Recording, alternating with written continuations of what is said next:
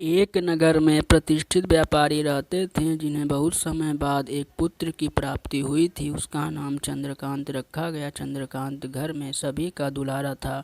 अति कठिनाई एवं लंबे समय इंतजार के बाद संतान का सुख मिलने पर घर के प्रत्येक व्यक्ति के मन में व्यापारी के पुत्र चंद्रकांत के प्रति विशेष लाड प्यार था, जिसने चंद्रकांत को बहुत बिगाड़ दिया था। घर में किसी भी बात का अभाव नहीं था।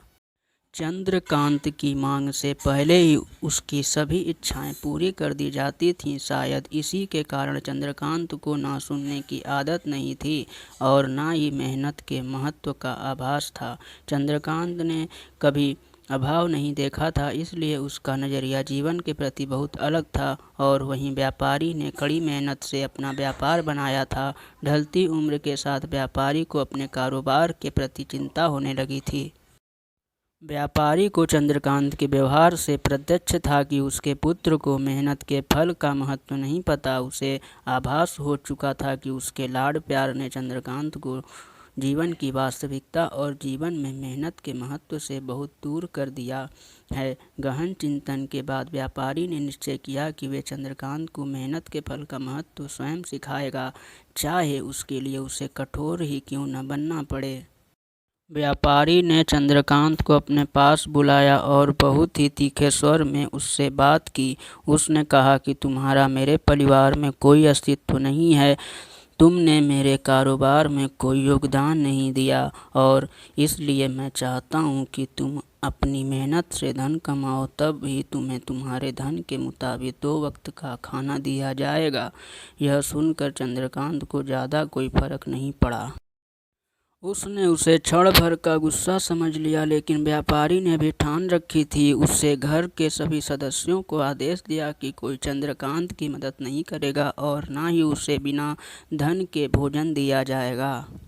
चंद्रकांत से सभी बहुत प्यार करते थे, जिसका उसने बहुत फायदा उठाया। वो रोज किसी न किसी के पास जाकर धन मांग लाता और अपने पिता को दे देता और व्यापारी उसे उन पैसों को कुएं में फेंकने का बोलता, जिसे चंद्रकांत बिना किसी अड़चन के फेंक आता और उसे रोज भोजन मिल जाता।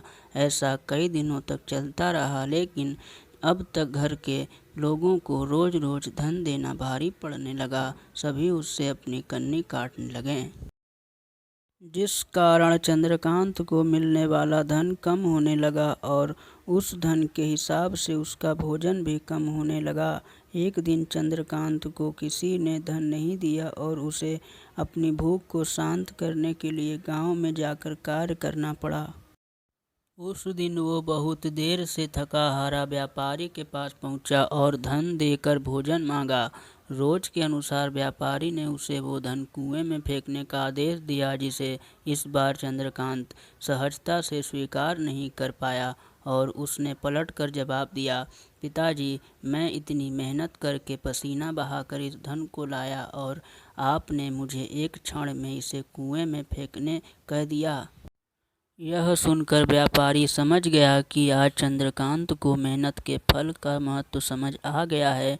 व्यापारी भली भांति जानता था कि उसके परिवार वाले चंद्रकांत की मदद कर रहे हैं, तब ही चंद्रकांत इतनी आसानी से धन कुएं में डाल आता था। लेकिन उसे पता था एक न एक दिन सभी परिवारजन चंद्रकांत से कन्नी काट लेंगे। उस दिन चंद्रकांत के पास कोई विकल्प शेष नहीं होगा। व्यापारी ने चंद्रकांत को गले लगा लिया और अपना सारा कारोबार उसे सौंप दिया। कहानी की शिक्षा: आज के समय में उच्च वर्ग के परिवारों की संतानों को मेहनत के फल का महत्व पता नहीं होता और ऐसे में यह दायित्व उनके माता पिता का होता है कि वे अपने बच्चे को जीवन की वास्तविकता से अवगत कराएं। लक्ष्मी उसी घर में आती है जहां उसका सम्मान होता है। मेहनत ही एक ऐसा हथियार है जो मनुष्य को किसी भी परिस्थिति से बाहर ला सकता है। व्यापारी के पास इतना धन तो था कि चंद्रकांत और उसकी आने वाली पीढ़ी बिना किसी मेहनत के जीवन आसानी से निकाल लेते, लेकिन अगर आज व्यापारी अपने पुत्र को मेहनत का महत्व नहीं बताता तो एक न एक दिन व्यापारी की आने वाली पीढ़ी व्यापारी को कोसती।